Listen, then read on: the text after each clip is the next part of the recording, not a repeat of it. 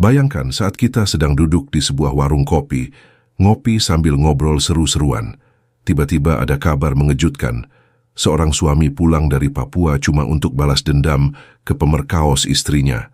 Ini bukan cerita sinetron atau drama, tapi ini adalah kisah nyata di Pulau Sulawesi, tepatnya di Sidrap, Sulawesi Selatan. Sebelum kita lanjut, terima kasih untuk kalian yang sudah mampir. Jangan lupa subscribe agar tidak ketinggalan berita maupun kasus-kasus kriminal yang terjadi di Indonesia.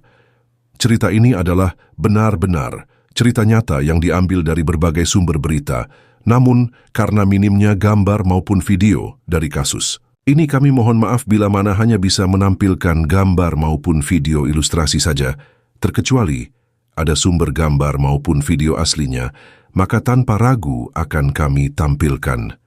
Terima kasih, dan mari kita lanjut ceritanya. Mukhlis adalah lelaki biasa aja. Hidupnya juga tidaklah semulus jalan tol. Ia selama ini memutuskan merantau dan bekerja di tanah Papua yang jauh di timur Indonesia. Semua itu ia lakukan demi keluarganya yang tinggal di Sidrap, Sulawesi Selatan. Istrinya, sebut saja dengan nama Siti, bersama anaknya tinggal di kampung Bugis yang tenang. Mukhlis juga selalu menghubungi istrinya melalui telepon hampir setiap harinya. Selain untuk melepas rindu, mereka juga ngobrol soal hari-hari mereka. Rutinitas itu terus-menerus ia lakukan bersama istrinya, hingga sampai satu hari, Siti nelpon Mukhlis dengan nada panik. "Mas, aku udah diperkaos," katanya pelan, hampir berbisik. Mendengar kabar itu, Mukhlis langsung syok. Dunianya seperti seketika runtuh. Bukan hanya marah, saat itu dirinya juga merasa gagal sebagai suami, karena nggak bisa melindungi istri tercintanya. Setelah mendengar kabar tersebut, Mukhlis seketika menjadi tak bisa tidur semalaman. Pikirannya penuh dengan bayangan-bayangan buruk. Si pelaku Abdul Rauf ternyata adalah tetangga dekat mereka. Mukhlis tahu persis siapa dia. Laki-laki yang selama ini kelihatan baik, namun ternyata di balik senyumnya ia adalah seorang monster. "Saya harus balik ke Sidrap," gumam Mukhlis dalam hati. Seketika tanpa pikir panjang, ia langsung membeli tiket pesawat dari Papua ke Makassar. Tujuannya cuma satu, yaitu balas dendam. Mukhlis bahkan nggak peduli lagi sama resiko hukum atau apapun. Baginya, ini adalah soal harga diri dan cinta kepada keluarganya. Saat sudah sampai di Sidrap, Mukhlis langsung bertemu Siti. Mereka ngobrol panjang lebar.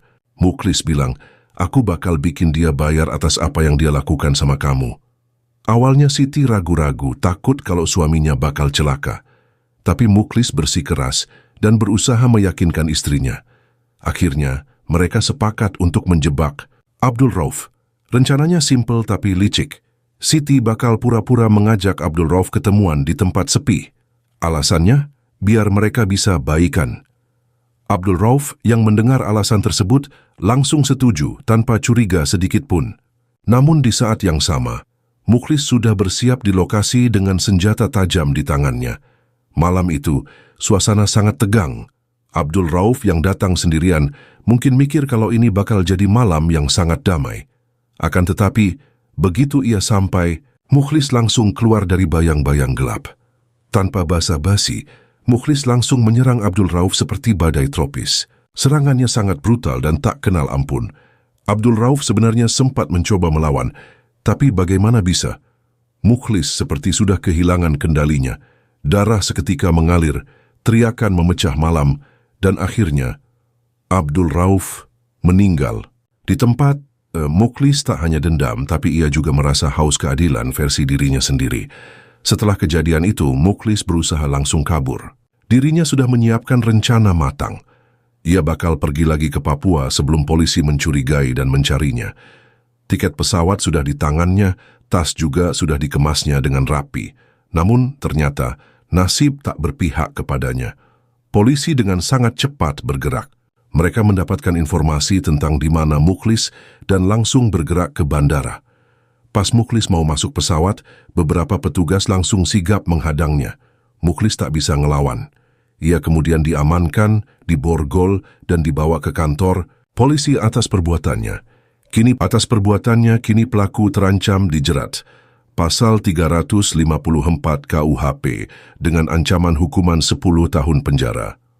Namun, sampai berita ini dibuat, kami masih belum mendapatkan informasi lebih lanjut tentang hukuman yang harus Mukhlis jalani. Ada juga kabar yang menyebutkan ia terancam hukuman seumur hidup karena melakukan itu semua secara terencana. Cerita ini nggak hanya soal dendam maupun balas dendam. Ini juga tentang karma. Mukhlis mungkin berpikir dirinya sudah benar-benar balas dendam, tapi ternyata ada kenyataan lain yang lebih menyakitkan.